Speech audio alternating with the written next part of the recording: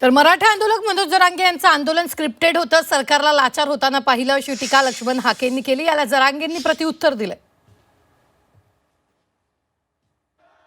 तर आपण पाहतोय सरकारला लाचार होताना पाहिलेला आहे.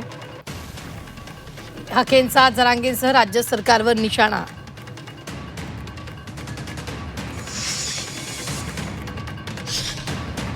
जरांगेंचं आंदोलन हे स्क्रिप्टेड होतं, एक दिवसापुरतंच होतं आणि ते ठरवून आंदोलन होतं.